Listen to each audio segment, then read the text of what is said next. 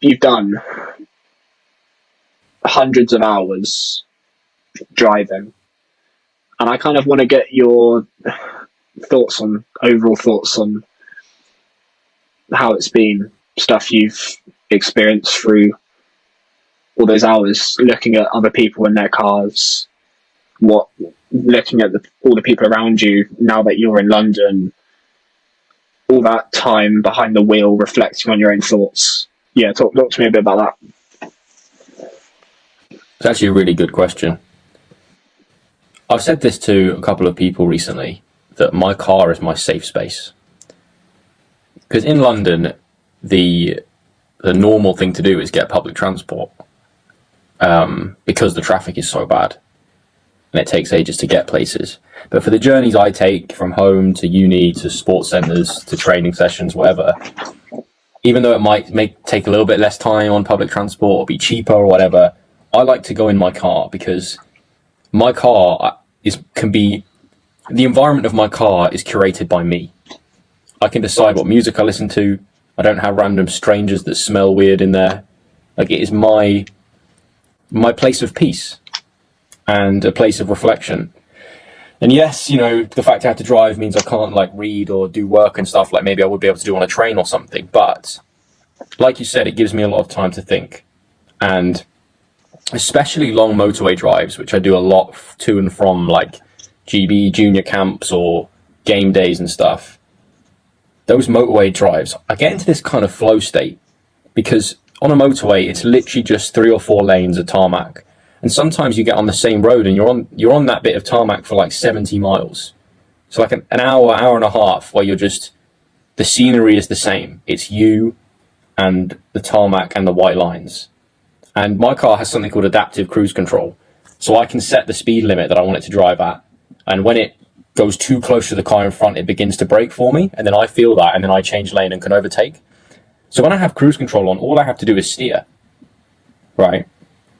And for some reason, it's I don't know if it's something to do with my body paying part of my attention to keeping me in my lane on the motorway, means that the other part of my brain, the creative, introspective side of my brain, kind of opens up a bit more.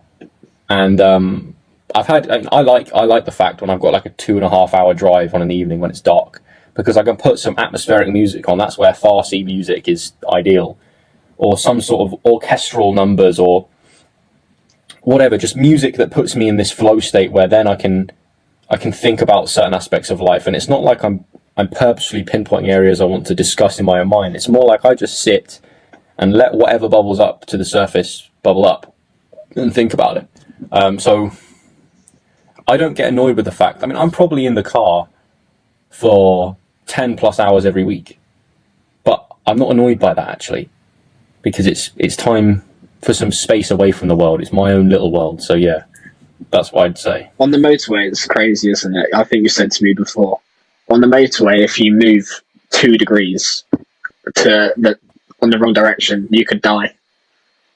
If I tilt my hand, 45, if I tilt my hand 90 degrees and I'm on the motorway, I'm dead. Essentially. It's kind of crazy. It is, isn't it? Yeah. And the other point you made actually in your question was about what I pick up from other people. And there was one point yesterday, I was driving from uni to the local gym here to do a training session. It was 2:30. And the afternoon sun had just come out, and I'd just done a couple hours of work in the library, feeling good. And I just driving with crooner music, with my windows down, full volume, my hand waving through the wind out the window. And I just realized, I looked around at me and just people looked like they hated whatever they were doing. The fact they were in the traffic, the fact they had to go to some work. It's always just grumpy middle-aged men in vans that just are so eager to cut you up and change lane to just get that little bit of advantage.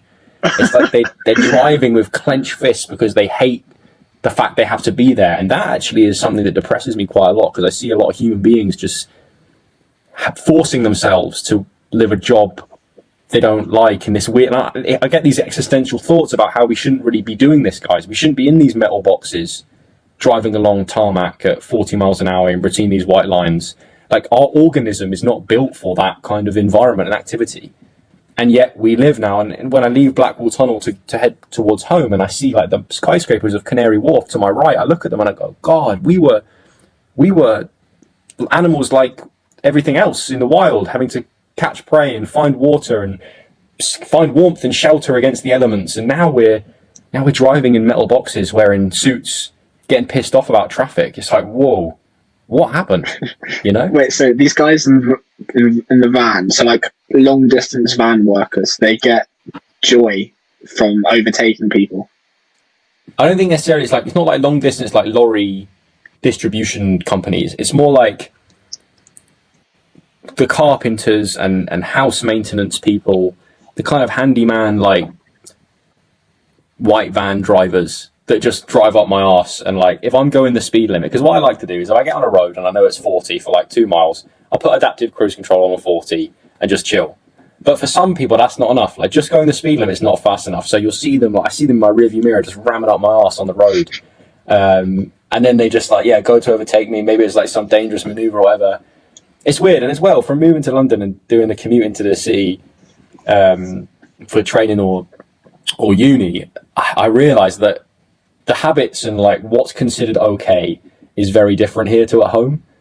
So, like, because the traffic is so bad in certain areas of my commute, especially on a morning going to uni, people will use different techniques and tricks just to get slightly ahead to miss more traffic. They'll do things that are illegal. They'll use the slip road for as long as they possibly can and then just cut into the lane and, like, squeeze in past someone who doesn't have a choice, because if they don't let them in, then their car's going to get scraped. And then they'll put their hand out the window and say thank you. But it's like, why are you saying thank you, mate? I had zero choice in the matter.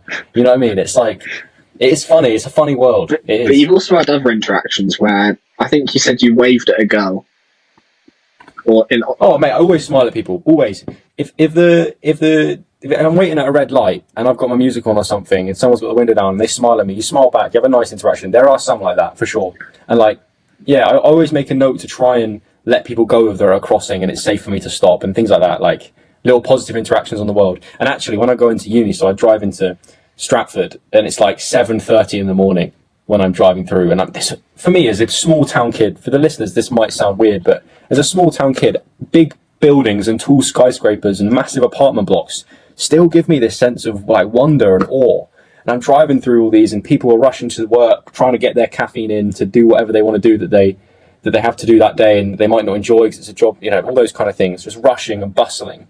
And I just like to put positive music on, like Don't Worry, Be Happy by Bobby McFerrin or whatever his name is, and have that on high volume, my windows down, and just try and create some positive vibe around here, because it is this weird, it's almost like, I could only compare it to like what I'd imagine being in like an ant colony is like. Just loads of beings just bustling towards where they need to go that day to do the thing they need to do, just trying to, you know, they're probably a bit sleep deprived and they had to drag themselves out of bed this morning, so they're trying to get some coffee from McDonald's and maybe like a sausage and egg McMuffin and then get to this office building or whatever, get in their van and commute somewhere. And it's like, whoa, there's so much movement, and I try and find some, I don't know, some peace in that when I'm on the road. Yeah, I think that cityness, I think that's, sorry, let me just finish with this point. I think when I said I was moving to London, and people were like, oh, I wouldn't want to live in London, it's because of that. It's because of that constant movement and busyness that you find in the city. And I'm glad I don't live in the city, because I wouldn't enjoy being in that environment all the time. People rushing around stressed and stuff. It's kind of the culture is moving around stressed. Well, exactly. We've talked about it before, that sort of seeing the weight of someone's existence in the way they walk, in the gaze they lay upon the world, in their facial expression. I'll be stopped at a traffic light, because these areas through Stratford that I drive, it's all 20 miles an hour, so it's all slow. So I have the opportunity to like actually try and take in some of the scenes around me. It's like, God, there are so many tired people dragging themselves through what they're going to do. And don't get me wrong, like if I spoke to them, they might say differently. They might say they love what they do and they're excited to be waking up on that Monday morning, but at face value, what I observe is that's not the case. So that's something that, like, what do you do about that? Because I can't change that person's life. It's just like something I have to just notice and carry on with my day. It's that they're always moving fast with a lot of pressure that they probably carry around with them, and therefore their lifestyle kind of becomes that. I mean, think about this, Jake. how much of our lives do we rush through? When I say our lives, let's talk collectively a bit about our generation, say. For years in school, you'd get up in the morning as late as you possibly could, so you could get as much sleep, because maybe you've been up the night before, like scrolling on your phone or playing video games or on a phone call to a friend or boyfriend or girlfriend or whatever. So you get up as late as you possibly can, roll into a shower, hopefully, maybe brush your teeth if you're lucky. Do you know what I mean? Throw some clothes on, get on some bus to go to school. So all of that happens. You squeeze the process of getting up in the morning and getting to school as small as you can. Then you get into school and you don't really want to be there. You've got double maths in the morning, and then you've got a science teacher who smells of BO and stuff, and you're just trying to get towards lunchtime so you can play football with your mates or chat with your girlfriends or whatever. You don't want to be there. And then you have the afternoon, it's the same thing. You go home, maybe you've got homework to do, or your mum tells you to hoover the house, or whatever the hell. You're just trying to get through the thing so maybe you can go out and socialise with your friends or get on the PlayStation or whatever. And then it's like you sit down with your family and have dinner, you just want to eat as quick as you possibly can, maybe do the chores that you're supposed to do after dinner to get to bed or get back on the PlayStation or whatever it is. A lot of our lives, and I reflect on this when I was a teenager, a lot of the things I did were just to get through, to get to the next thing, which to me was like, in that era, it was playing PlayStation, or it was socializing and seeing the girl I was with at the time, or friends, or it was to the point when I could go to basketball training, which is something I really enjoyed. Like, so much of life we just do to get through it. And I feel, this is actually a thought I had while I was commuting the other day, was I don't want to have that sense with any of the things I do. I don't want to feel like I do anything just to get through it in order to do the next thing. Even if it's sitting in 30 minutes of standstill traffic, like, I don't want this anticipatory mindset to stay stuck. Like, right, I'm going to do this to get to this, then I'm going to do this to get to this. No, Joel. Be here now, because now is all there is. And if you appreciate each moment, even if it's like something that's a bit mundane, you appreciate each thing for what it is, then your overall quality of life will be better, because the thing you're anticipating is going to come and happen anyway. It's setting you up for the treadmill when you're in school already. I suppose it's not very nice. Like, I don't actually know many people that do fully enjoy school. I mean, we look back now and probably miss it. But whilst you're there, I think we only miss it because there's a load of people that you've developed a relationship with, like 100 plus people over 5 years or whatever. Well, over more than that. I think that's why I miss it. But when you're actually there, it is a routine of rush, and you do drag yourself through classes. But I look at that as the thing that I'm kind of running away from now, as it could be the reality, as in all those people in London, perhaps, that rush to get to work, drag themselves through work, kind of like how Sean, the fertility man, was saying about how you rush to get through to the weekend, and then that's how the weeks go by and by, because you're not present. Also, people are daydreaming. I mean, yeah, we are, as human beings, we are anticipatory creatures, and what I mean by that is we get a lot of our emotions deriving from anticipating experience. And that can be positive and negative. Anxiety is fearful anticipation of a future event. But so is the excitement of a future event, right? The dopamine system runs on anticipation of a reward. And it's that proclivity that we have psychologically that then I think can seep into just the way we view our entire experience. It's like, okay, you've got a couple of tick boxes that society tells you, or it doesn't tell you, but it kind of makes you feel like you need to check off before you die.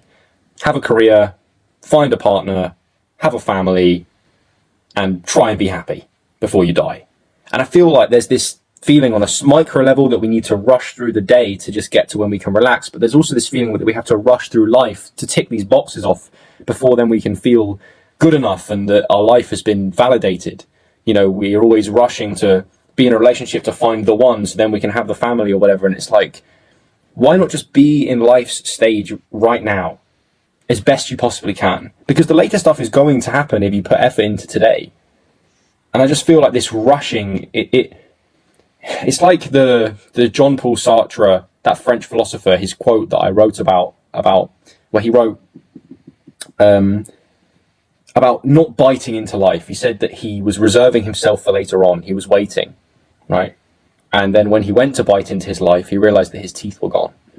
And what I get from that is we spend so much of our time like it's kind of feeling like we need to tick off some things in our day or in our week, in our month, in our year, in our entire life before we can just like be in the experience of life and relax and let go and have fun with it.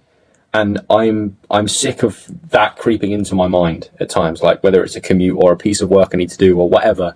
I don't want to be avoiding anything in the present moment. I want to be there. Yeah, it's like there's so many things now that humans aren't supposed to be doing in their anatomy. Back from when we were tribal, we're very disconnected from that. And you mentioned the tall buildings. I think even the car example, movement. It's we were never rooted in being able to fly from one country to another. We were never be. There's so many different ways to move that, like, you either. I think we've evolved with it rather than. Yeah, I think we are evolving with it, and it's also because I'm thinking kind of like on the negative. If this is kind of a negative thing, because also example would be how the brain isn't built to have all these people looking at us on social media. And I kind of think maybe the body isn't meant for us to be moving in these ways in this lifestyle. No, it's so.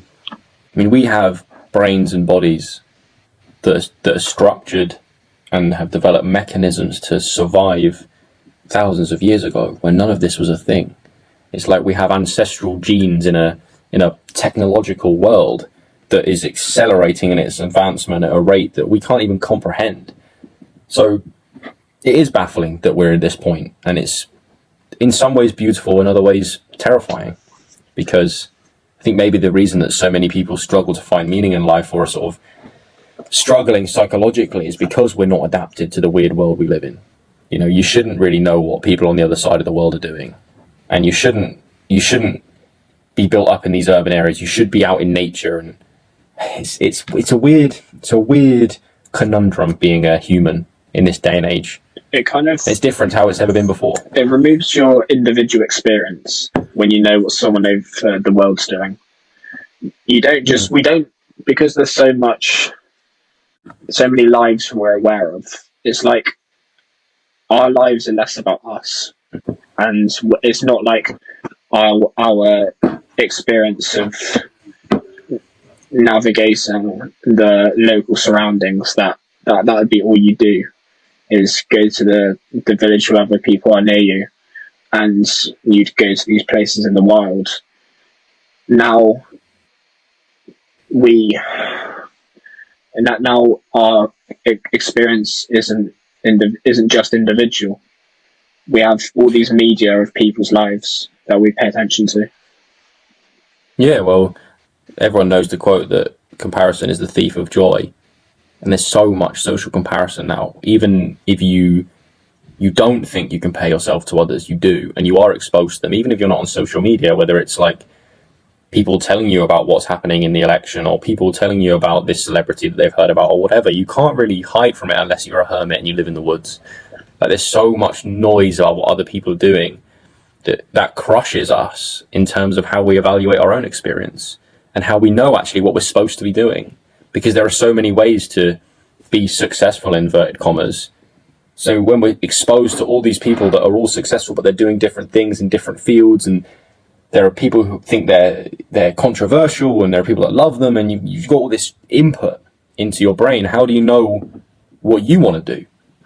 You know, how do you know that you haven't just been possessed by the expectation that you've developed because of the content you've consumed? When I think about me and you as well, we're talking about this like we're separate from this situation. We're not, because there were a long time during my adolescence where I was led by desires that weren't really mine. And even now, when I think about the ways I'm adapting my YouTube videos, it's like, do I want to be a YouTuber? Do I want thousands of people to watch my videos? These are important questions. I think you have to question everything these days, because there are so many different ideas and desires that kind of seep into your mind and influence the way you act and the way you think. I think this concept of a weight of existence has a link to things that are bad for your soul. So we spoke about how every time you sleep with someone, you lose a part of your soul. I think there's other things that also contribute to losing parts of your soul. It might be getting invested in materialism, it might be getting obsessed with status. I think maybe all these things like degrade the quality of your soul, and then maybe that increases the weight of your existence. I agree with you, man. I agree with you. I think it comes back to the value conversation that we touched on a little bit 2 episodes ago. I think if you don't know what your values are as a person, and they've been painted over by the expectations, desires, and all the noise of society and social media and all that shit, then you don't know what to prioritize in your life. You don't know what your path is. And then whenever you prioritize something that's off your path, right, you get into an addiction that's bad for you, or you treat other people in a way that isn't aligned with your values, or you go into a profession because you were led in by money and status and fame rather than what actually brings you deep joy, or you slept with someone that wasn't someone you actually loved, you were just gratifying primal desires. That does weaken, I think. It doesn't necessarily hurt your soul, but what I would say is it weakens the connection with your soul. And to put that in terms that maybe more skeptical people would agree with, it weakens your connection to who you think you really are at your core. And because there's so much noise in our minds coming in from the external environment, that relationship with who you are down to your core has become so confused, so foggy. Right. It's like I do a lot of self-reflection and writing and meditation and all these things just to try and peel away some of the layers on figuring out who Joel Clifton is and what he wants. And if you don't do that kind of work and figure out what your values are and what you feel your path in life actually is, then you are going to do things that weaken that connection that you could have with who you are.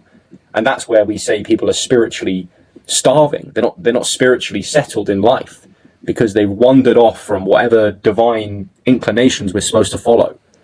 I think this is a nice thing that we're kind of connecting now. So it seems like the soul, it is who you are at the core, could be one of the characteristics. And then what's happened in the modern world is this fog that's built up around it, and then that's just been stacked and stacked, and that fog represents the difference between maybe the soul and your conscious self is the weight of existence. So what you carry, that weight that you carry in your life, is everything between who you think you are and who you actually are. That gap is a big weight that you carry on your shoulders. That's a good way to put it. Who you think you are versus who you actually are. Yeah, because the soul is who you actually are at your roots, at your core. And this thought about yourself, I think the weight of existence, it can be these desires. I think there could be a link there. Because if you're attached to something like that is a weight. Does the caveman in the tribe, does he have a pure soul?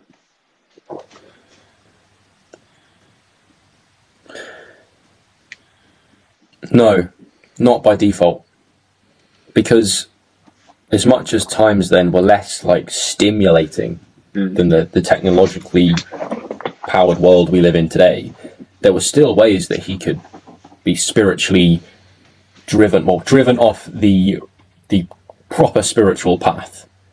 You know, if he was a high status male, say, in that hierarchy, he might have the opportunity to cheat on his wife or the mother of his children. He might have the opportunity to worship evil spirits, murder people, right? Go and pillage other villages. There are so many things that could have taken him off the spiritual straight and narrow path. It wouldn't be things like like we have today, but it would still be things there. And perhaps we can maybe think about religion as a formulated recipe to how to not do that, that was built, thousands of years ago, written by different people in different parts of the world. But maybe the fundamental purpose of religious texts and religious stories was to give people a way to understand how to stay on the spiritual path and how to connect with who you really are and not be distracted by evil and deceit and resentment. Because the core things that draw you away from, or that weaken that connection with your soul, so to speak, are the sort of foundations behind the things that happen today. The deceit, the evil things, like doing things to harm somebody, whether it's leaving a comment on somebody's post that's harmful, or sending them an angry DM, or whatever it is, right? We can still manifest those same, like, more primitive ways of coming off the spiritual path. They're just sort of manifested in a different way because of how technological our world is, if that makes sense. There is definitely a link between the soul and God. Carl Jung said the modern man doesn't see God because he doesn't look low enough. That could... The low bit I'm trying to still work out. I heard this a couple of days ago.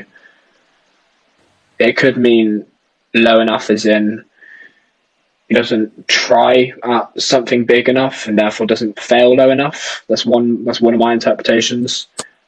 Another one, I guess, could be low enough at your core, who you actually are, what your values actually are.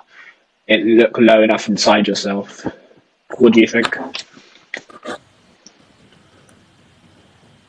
I mean, it's kind of similar to what we've discussed before, but skeptics of the idea of God, to me, appear to say, well, if God exists, then it must be a person in the sky that judges what you do. And you go to this place that's made out of clouds called heaven if you're good, and you go and burn down underground if it's hell, right? But they are metaphorical ideas. They're not real in an objective sense. What God is, to me, is a way that human beings have articulated the spirit that possesses you when you do the right thing in your life. That could be being kind to people. That could be doing things that are good for you and your community and your family. When you do good things, you kind of glow from somewhere inside you. And yes, from a scientific perspective, that could be a hormonal change or a neurochemical change, whatever. But from a subjective experience perspective, it feels like something within you just glows. There's this great feeling, whether it's a flow state, doing some work that's meaningful to you, or when you give a friend a gift, or when you have a good conversation, or you compliment someone, or someone genuinely compliments you, you feel that. And to me, that's what God is. It's not this guy in the sky in sandals. It's the essence of what it means to be a good individual. It's like if we took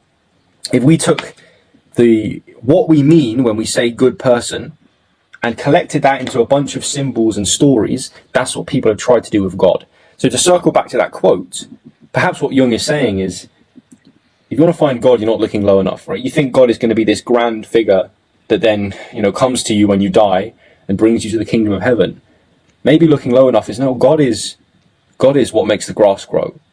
God is how happy your dog is when you give it its dinner in the afternoon. God is the way you make your loved ones feel. God is how you feel when someone compliments you.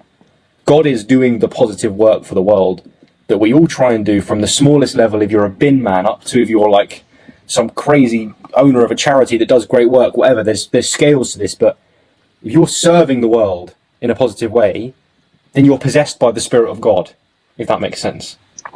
When you were saying the other week about how there's two parts of the hypothalamus, I think you said it was called, and one of them was our baseline wants, our human needs. The other one you said was stuff like curiosity and meaning. I think God is probably involved in that other part of the hypothalamus that completes us.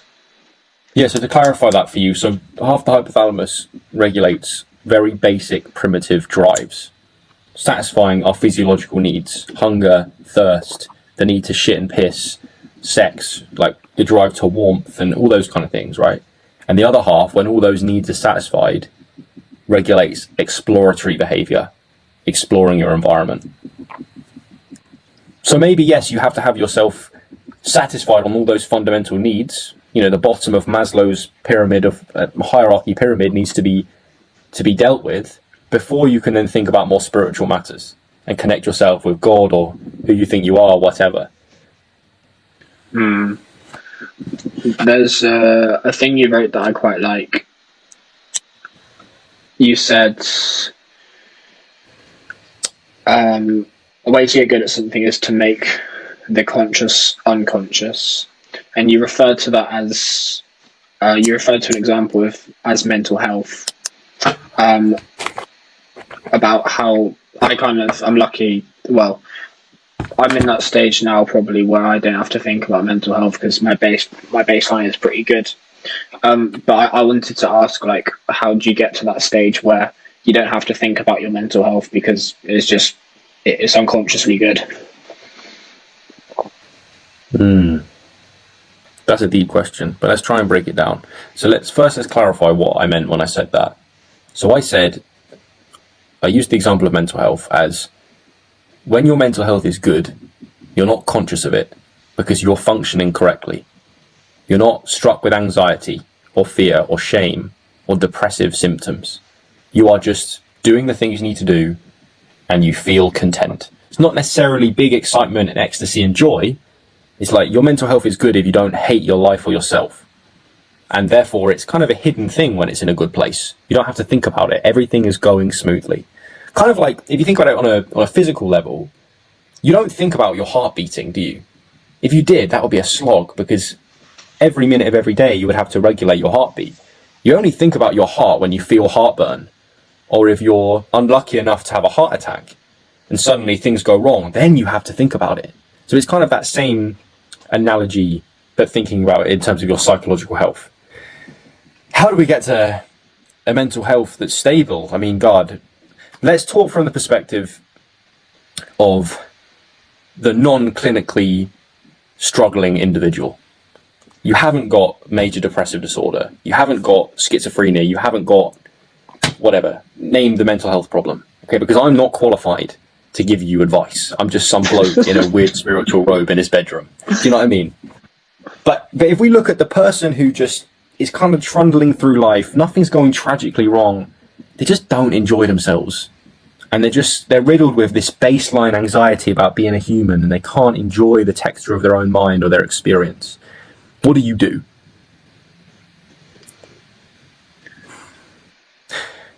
The way you feel is largely a consequence of what's reflected back at you from the world. So there's two perspectives.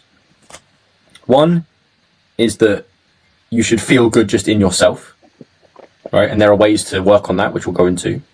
But also, become a more competent, valuable human being, and the world responds to you like that. So let's tackle this first. There are parts of your brain that are designed to evaluate where you are in the social hierarchy. If you're shit at something, or you're a nervous little weasel that is offering no value in the social world, you're not productive in your communities, you don't make people's lives better at all in any way, you're not going to feel good. Because a lot of our joy in life comes from social flow and providing people with value. So if you get better at the way you interact with the world, at the things you do, as the person that you are in conversation, the way you affect people, you will feel better. You know, if you try and make somebody laugh or make them feel good or show genuine interest in them, if you're really good at a certain skill, or you're super academically smart, or you're great at football, or you're an artist or whatever, get good at this thing and show that to the world. Because if you're genuinely good, the world will feed you back on that. You know, from my example, I remember when I was less good at basketball, not saying I'm amazing because I'm not, but when I was less good, when I was just a little weasel kid that sat on the bench and couldn't do shit, I didn't really get much like deep joy from basketball. These days, I get deep joy from basketball because I'm at a stage now where people are starting to recognize what I can do, and I can see the development in myself as an athlete. So get good at life is an important point, right? Do the habits that improve your social skills and your skills out in the world, and then the world will feed back to you on that. And the internal stuff is deal with the noise in your own brain. Prioritize peace of mind. Get off social media. Or if you're on it, see it for what it is. Social media is a stage where people perform. It's not real life. So you have to view it that way. And take care of your health through the ways that the way you eat food, and the way you sleep, your sleeping habits, and are you exercising, and do you journal and reflect about your life? Do you meditate? Do you listen to things you're interested in? Do you read books? Like, that's the stuff that you can control. That's the texture of your mind that you can influence. And I know I've rambled a lot there, and you might have questions and bits you want to elaborate on, so I'll leave it there for now. I like that you went the action route rather than the self-love route. I think that's important. Because the self-love thing annoys me. Because you can't love yourself if you're a weasel. You can't. You can try, and I actually wrote a post about this that you may or may not have read, about delusional beliefs and low self-confidence. You can't pretend that you're better than you are, because if you do, you're just going to remain at that point of not being good, because you don't see the areas you can improve on, to then improve, so then the world feeds back to you on how you've improved. I can go into that a little bit more, but go carry on what you were saying. God, this is like I think it's kind of a mass scam, self-love. It's... I see a lot of it about. I see a lot of it about like, people people. A lot of people talk about your 20s, and one of the things that is pushed is self-love, because you're not supposed to figure it all out. It's pushed a lot, and that's quite concerning. I think a better way of thinking about it is self-respect. You want to have self-respect, and the way you build self-respect is be someone that you would respect. It's simple. Because like I say, your brain has feedback mechanisms based on how you're evaluated in the social world. And that's very broad, right? You can be good at weird things, but if you're good in the domain of that weird thing, you're going to get some good feedback from the world. So just like thinking to yourself that you're a great person, what evidence do you have for that? You know what I mean? You've probably like said some horrible things to people. You've like wanked on your own in your dark bedroom. Like, how do you know that you are someone deserving of love until you've provided the world and yourself and the people you love with like value, man? I think it comes. I think there's an initial point to get out of. Well, this is when you're at the bottom. It's kind of like the sick man only thinks about one thing. The successful man thinks about 100. But in terms of maybe me when I was 16 only thinks about one thing, that I'm not good enough or where I want to be. And then me now thinks about 100 things, because I've taken enough action that there's enough going on in my life and I'm constantly trying to improve. And we also have, so you said on a podcast the other week about there is Pearson saying clinically there's no difference between thinking about yourself and negative emotion. So to both of those things, probably how you improve that is action. I mean, if you're going to have negative emotion and thinking about yourself, automatically you might as well put that towards a thing. So getting good at you said getting good at the world. I think I think I like the thing that you said about getting good at weird things. I think that's the best thing to do.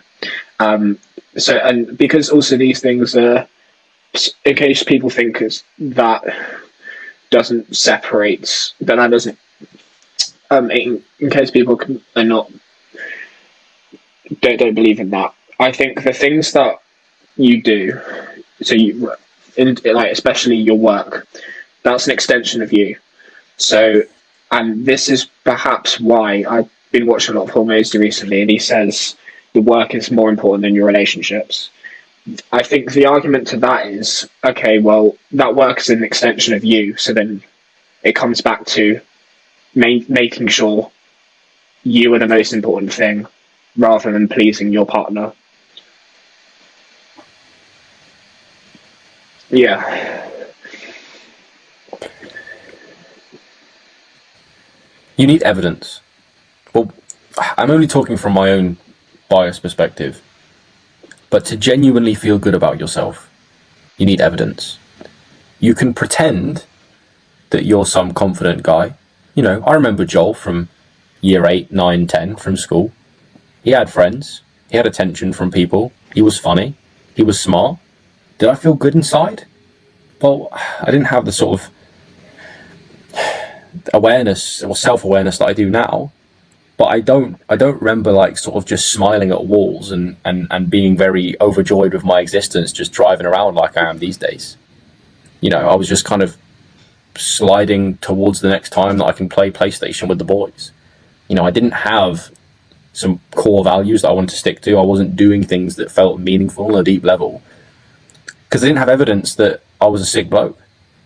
And I had this class clown personality that meant I had some social attention and stuff, and I held on to that very tight. But there was no evidence there. Whereas these days, by no means have I done what I'm going to do in my life. I haven't even scratched the surface, but it feels like I'm laying the foundations. The fact that every day I get up in the morning and I write and I think on a deep level and I try and formulate my thoughts in a valuable, coherent way, and the fact that I train 5 or 6 days a week and I'm trying to physically develop as an athlete, they're the things that act as the evidence, is the effort, you know? Like I haven't just sat around twiddling my thumbs, watching Netflix, eating crisps. And so I can feel good about myself because I feel like I'm going somewhere good. And like, I'm not then saying that I'm a guru and I'm like the perfect guy, because by no means am I that whatsoever. But like people can listen to that and go, okay, well, what are my things that I want to get good at? And I'm like, well, just do them every day. You know, you have an interest. You have an interest, even if it's not anything academic and you're in school or you don't really like the job you're doing now. What's the thing that excites you in life? And how do you get good at that thing? Because one day you might be so good at it that someone might pay you for it. I mean, that was the whole purpose of Cal Newport's book, So Good They Can't Ignore You. Get so good at something that the world has to pay you for your skills. And then once you're good at something you care about, you'll have evidence to respect who you are. Because if I go back to that year 8, year 9 Joel example, I didn't respect myself. Because I was like, I used to make fun of people just to like make everyone else laugh, consciously knowing that that person didn't like what I was saying. You know, how can I respect myself on a spiritual level if the way that I make people laugh is by taking the piss out of somebody else? And that was just a manifestation of my own deep insecurity. Whereas today, I have a bit more self-respect because I can't remember the last time I told a lie. I don't miss training sessions. I care about my ideas.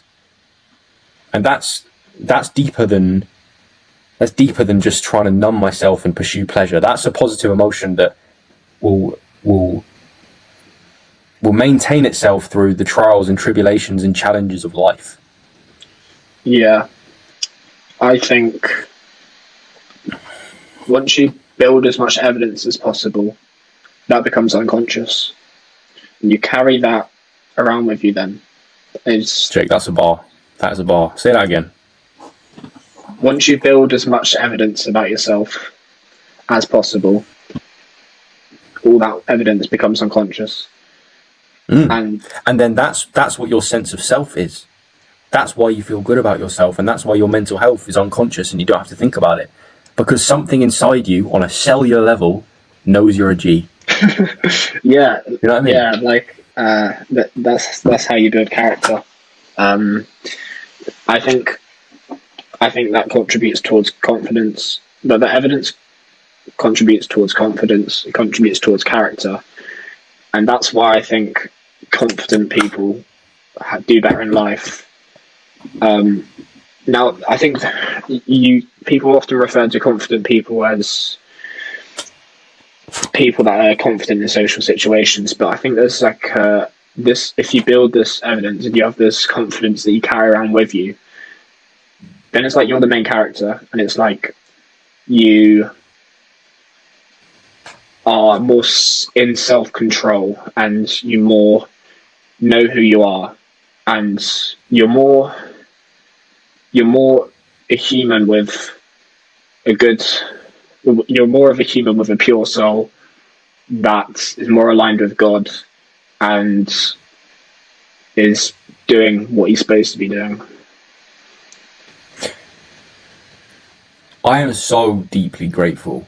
I can't stress this enough. I'm so deeply grateful that I know what I want at 20. Because that means that every day has a reason to happen. Because I know where I want to go. And that's why I can smile at myself staring at a wall or when I'm driving in traffic. Because Arnold Schwarzenegger talked about how when he was training for Mr. Olympia, pre-Terminator and all the films he did and the success he had, he said that, he told this story that he would always be smiling in the gym, even when the workouts were exhausting and so taxing on his body. He was smiling. And everyone in the gym was confused by this. How can you be smiling when you're training for 5 hours a day? And he said it's because every rep that he did, every weight that he lifted was another step towards what he really wanted. It's like, yeah, I get that. So that's something for people to take away. It's like, you don't have to be an extroverted person to be confident. Maybe a nicer, deeper, quieter level of confidence is like, if you know what you want from life, you don't give a shit about all the bullshit and the noise and what other people are doing. And that's a position I sort of find myself in these days, where I don't need you to like me. I just need a few close friends and the ability to do the things I want to do. You're free motherfuckers and you can take over a country. That's it. As the wise Joey Diaz once said. No, I think a lot of people I do speak to don't know what they want. And the response to that often by other people is, it's okay, you're still young. You can figure it out. You've got time to figure it out. I think they don't know what they want because they pay too much attention on other people's lives and not theirs. They're not spending time meditating, and rather they're watching a Netflix show about the Kardashians. I give the advice because, again, like you, I'm happy that I know what I want, and therefore I've given myself enough time to try and achieve that. Like, right now, I have a student loan, which means that I have time to pursue other things that get me closer to what I want. So I think it is important to know what you want early and to act on it. But people don't take the first step. So how do you know what you want? Okay, you've got to accumulate loads of evidence of stuff and then put them in order to what you find most valuable. But then people don't collect the evidence. And so how do you go about thinking what evidence you want to collect? Well, you ask yourself, what are you curious about? And then I tell people that, and then they say, I don't know. I don't know what I'm curious about. And then I say, okay, what grabs your attention? And then usually someone says X, Y, this does. But then they still don't pursue it. They get. I come back a month later from uni back down to where I used to live, and I'm like, did you go any further with this? And they didn't, because they're scared to take action. Yeah. Two things. One, when people tell you that it's okay that you don't know what you want to do, that isn't an excuse to be lazy and then relax and go, oh, okay. Oh, thank God I don't have to figure out what I want to do with my life. No. What it means is, it's okay, but you better go down the path of figuring it out. It's okay if you don't know, but it's not okay if you aren't trying to figure out what you want. And that's not a passive thing. It's not like you're going to be sat in some job that you floated into or in some uni course that you don't even enjoy, and suddenly you'll be possessed by a new idea of, this is what my life is about. No. It's through doing. It's through work, man. You know? Like, I tried so hard at my GCSEs, and I don't think about barely anything that I learned in GCSEs. The 9 I got in physics, maths, chemistry, drama, none of it matters right now. But the process of applying myself and trying hard, I figured out, okay, I like learning. Okay, I like how my mind feels when I achieve things and when I go into a flow state on cognitively demanding tasks. Okay, I've got good now, so in my A-level class, I'm the guy that people comes to for questions about the work. Okay, I like how it feels to help people. Well, I like how it feels to talk about psychology theories with other people. Oh, I like investigating the mind. And hold on, this applies to my sport, which I've been training at for 5 years to a pretty serious degree. Okay, I'm getting good at that sport because of the ways that I apply myself mentally. Okay, maybe I want to be a professional athlete, and maybe I want to make a living investigating the capacity of the human mind to improve performance and mental health. Oh, I've stumbled upon what I want.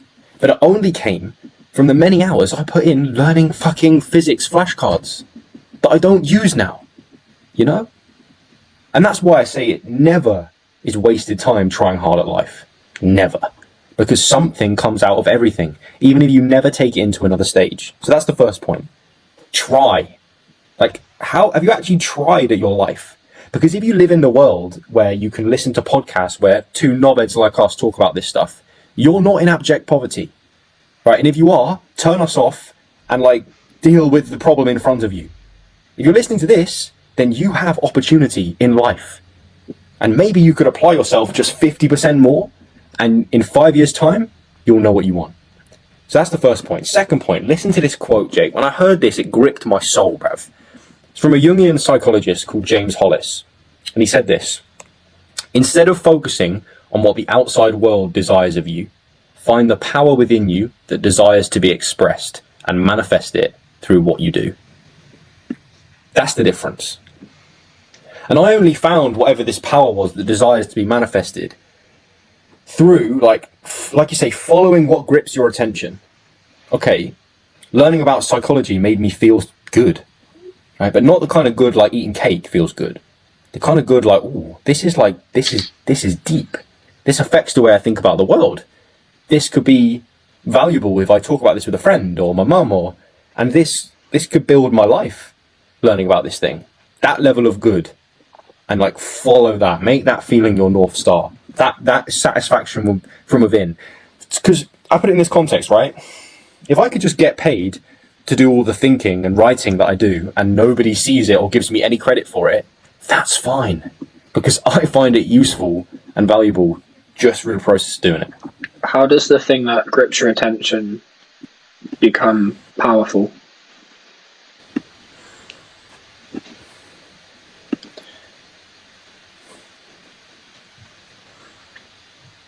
You'd still do it if no one cared.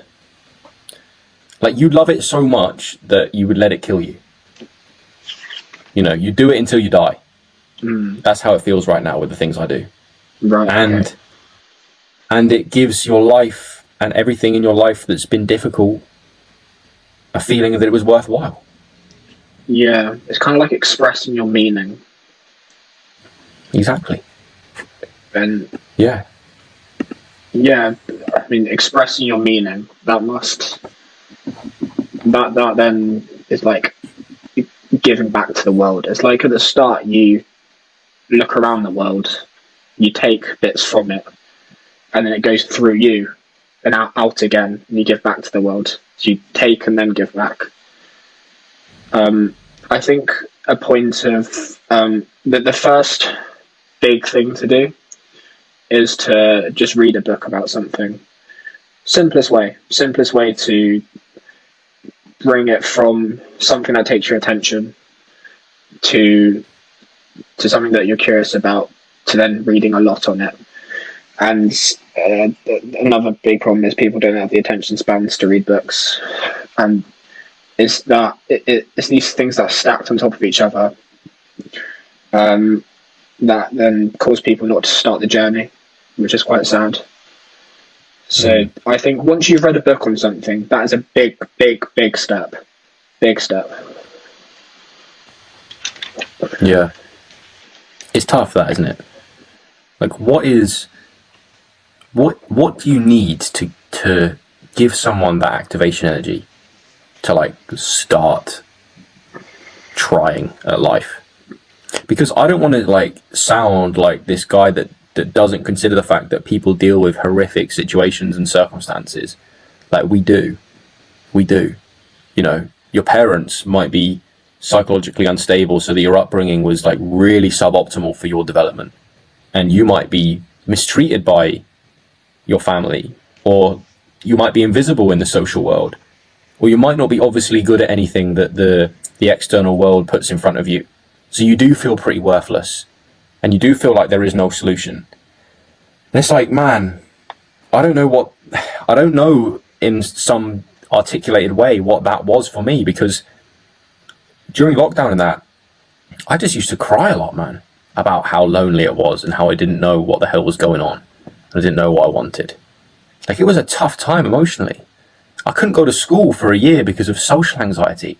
Didn't want to leave my house because I was so my sense of self was so unstable that I didn't even want to see anyone who knew me. You know, it's like people are in such deep abysses in their own mind. How do you find light there?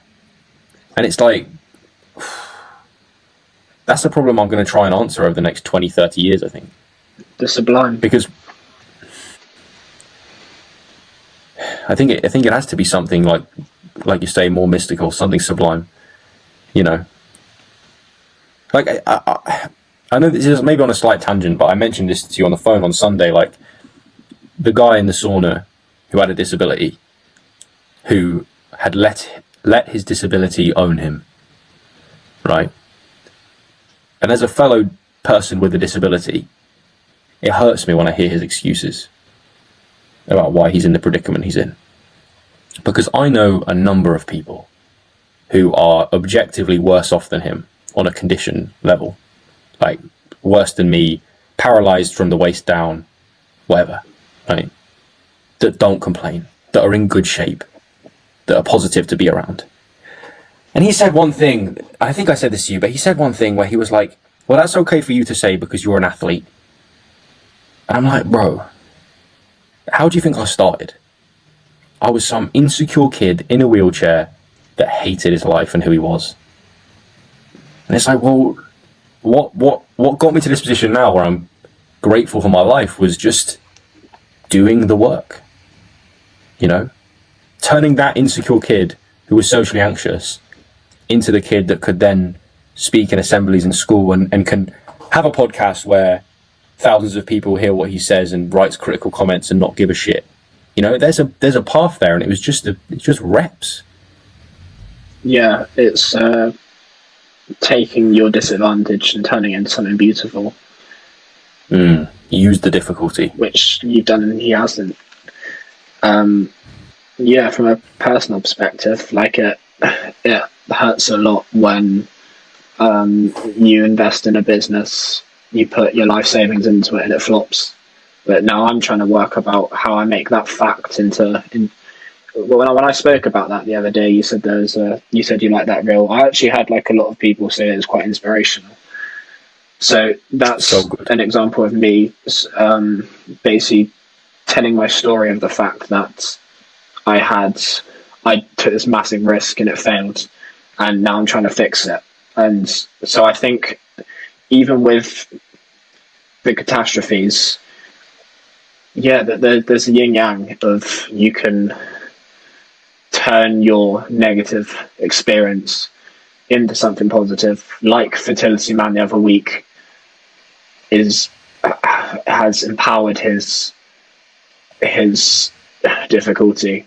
A lot of these great people have just chose to not let their difficulty define them and to make it powerful by sharing their story.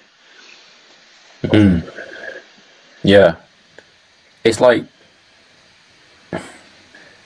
your pain, because we all go through some sort of emotional or spiritual pain. You know, there are different levels of severity, of course, but your difficulty is your difficulty. And the great thing about emotional and spiritual pain is it can become a story of a hero who was thrust into an unknown because they were born into a world that is the way it is, where, you know, your parents might not have been perfect, or you lived in a dangerous part of the world, or you don't appear that you're good at things, or you have low self-esteem or whatever, right? Something you invest in, a risk, fails, you've got a story to tell now. Like, that's the classic story arc, is conflict resolution. That's your life. Like, the conflict of your life is whatever spiritual, emotional, or whatever spiritual, emotional pain you're going through. That's the dragon you slay in your life. And when you go through that journey, people love it. People love hearing about it. And when you surpass that obstacle, then you've got a story to tell. Things might not have gone how you wanted them to, Jake.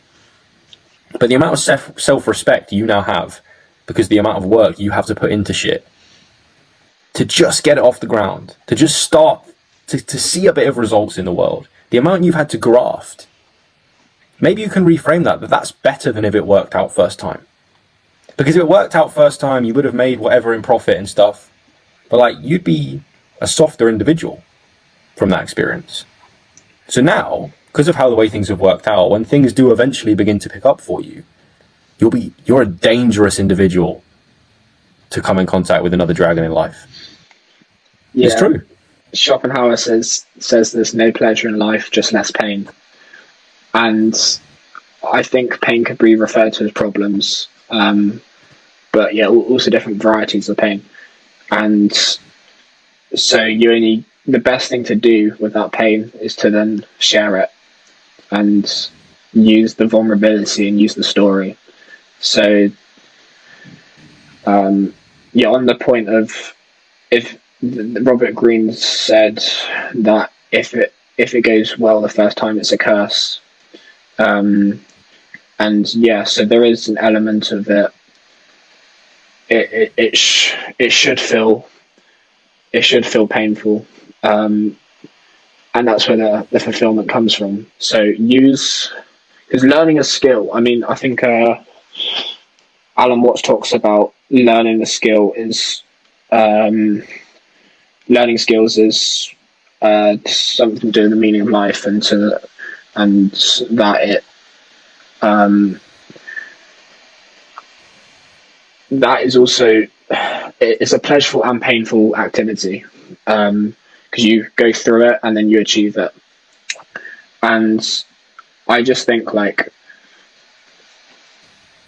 there's so many things that are so cool to do, that so many skills to learn. There's an overwhelming amount, and I struggle to see all the wasted skills that are not being learned, and all this pain that has to stay within these individuals because it's not being put into skills.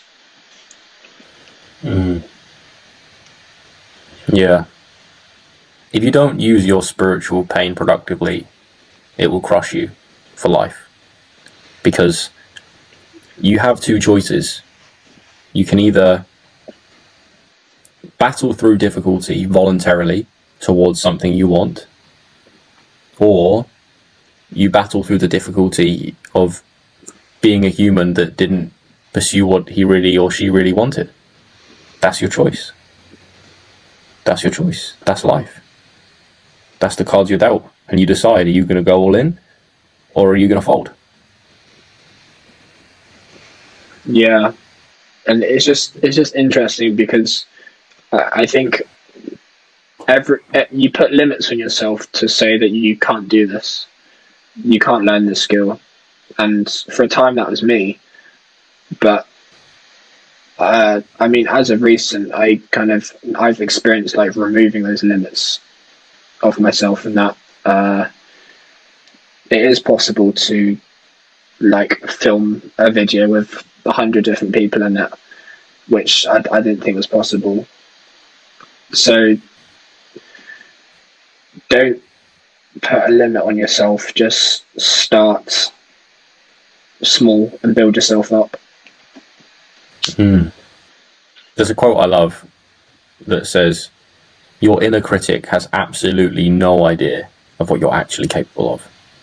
And just because it's in our head, we take what it says as gospel. Right? We believe it without question because it's a voice in our mind, because we think that it's us. But upon a bit of mindful, close examination, you realize that it's an influence just like anything outside of you. And sometimes you can still act despite the inner critical voice and find evidence in the world to prove it wrong. And when you do that, it shuts up for a little while until you face the next obstacle, and it comes back to tell you you can't do it again. Mm-hmm.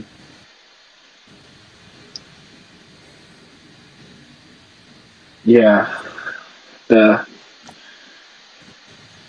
inner critic will always be there, but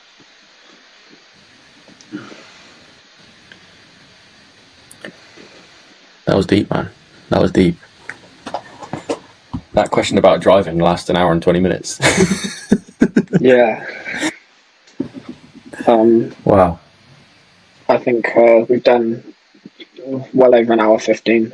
I think we're call it there. I think that might be my favourite conversation we've had, Jacob. really. I feel very expansive right now, and I'm pleased that it happened in my spiritual robe. Mm. like this conversation would be if you want to know about who me and you are, just send them this chat. Mm. You know what I mean? Why we do the things we do. Mm. And it's good to go through it on this deep level every so often, because it reminds you to be grateful for the path you're on, and it reminds you of how bright where you're going is. Be one to listen back to. I think we sometimes I sometimes think like we're interested in a certain amount of these ideas, and you have to assume that we'll be talking about the same ideas for a long time, but there's still more to explore, and I think we proved that today. We broke a lot of things down about like the fundamental human experience, just by forcing ourselves to think about them. I had this vision that like we'll get to a stage eventually where I have like 5 competent people like as us. We'll pick a topic, we'll have a question for the podcast, and there'll be us 2 and 5 others, and we'll all give a speech about this one thing, like how in the symposium, how Plato asked, well, how everyone, there's 7 people at a dinner table, and maybe Plato asked, what is love? And everyone from Alcibiades to Socrates gives a speech about what is love. And that's what you live for. We're not too far off that point.